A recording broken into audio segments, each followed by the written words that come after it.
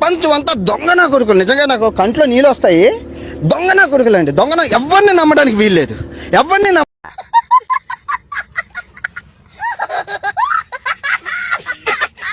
Doctor Appalaraju, Sidiri Appalaraju, Nepal మొక్కపైన లాంటి వ్యక్తులు ఈ సమాజానికి చాలా ప్రమాదకరం. నాకెందుకో ఆ డాక్టర్ని చూస్తుంటే మొదటి ఉతిక్కే సిరిగిపోయే సీకుడు గొడ్లా కనిపిస్తున్నాడు రా. రెడ్ బుక్ రాజ్యాంగం అని అంటూ ఉంటాం మనం. బుక్ చూపిస్తున్నాడు, ఎర్ర బుక్ అంటదా. 9 నెలలు అయినా ఏం చేస్తారు తెలుసా? బుక్ ఈడు బాబు చించుకుని దాన్ని మడత పెట్టి కింద తోసుకుంటారు. ఆడో ముక్క ఈడో ముక్క. క్రిమినల్ పనులు అయితే మేము చేయలేదు. ఎన్ని కోట్ల రూపాయలు సంపాదించినావో అందరికి కూడా తెలుసు.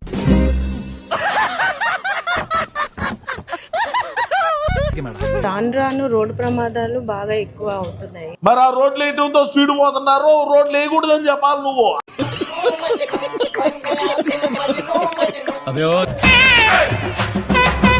నువ్వేంట్రా పొద్దున్న లేచిన దగ్గర నుంచి దాని మీద దాడి చేస్తానే ఉన్నావు ఏదో మూల.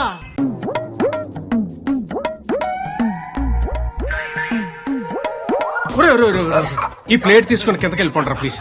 అక్కడ తినండి.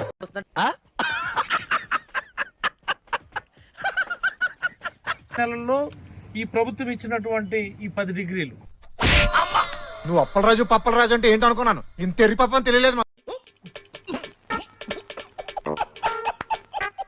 కష్టపడి 5.5 సంవత్సరాలు చదివితే 1 డిగ్రీ వచ్చింది, ఎంబీబీఎస్ డిగ్రీ. మరి అంత పెద్ద చదివి మా ఊరు ఎందుకు వచ్చిన?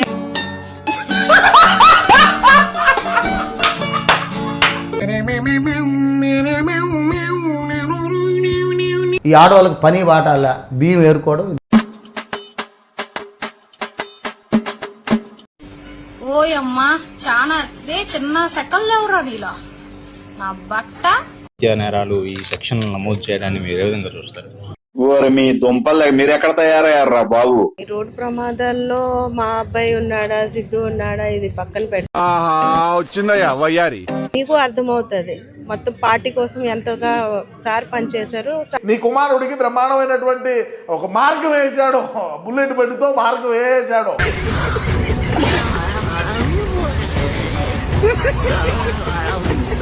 ప్రజలందరూ ఉన్నారు అని అంటే మా అండగా ఎప్పుడు కూడా వాళ్ళు నిలబడ్డారు, ఇక ముందు కూడా నిలబడతారు. మీ కొడుక్కి కూడా రాజకీయంగా బ్రహ్మాండమైనటువంటి అవకాశం వచ్చిందనే చెప్పుకోవాలా. మర్డర్ కేసు ఉన్నది. మనోడికి మన జగనన్నకు కావాల్సింది అటువంటి వ్యక్తులే.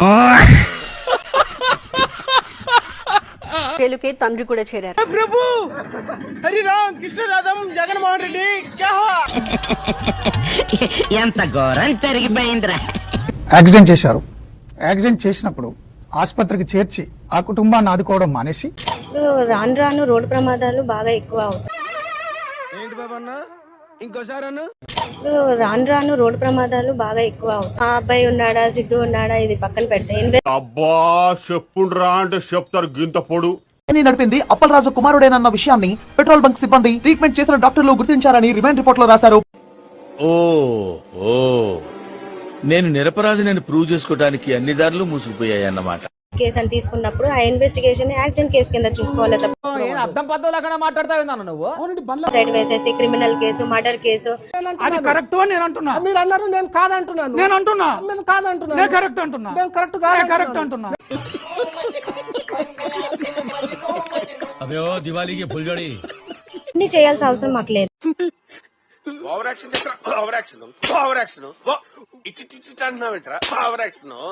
కేసులు ఎందుకు వేశారు మీరే మాట్లాడండి, లేకపోతే శిరీష గారు మీరే మాట్లాడండి అనే సెక్షన్ పెట్టాలని సెంట్రల్ గవర్నమెంట్ మార్పులు చేస్తే దాన్ని జగన్మోహన్ రెడ్డి గారు ప్రభుత్వంలో ఉన్నప్పుడు అడాప్ట్ చేసుకున్నారు.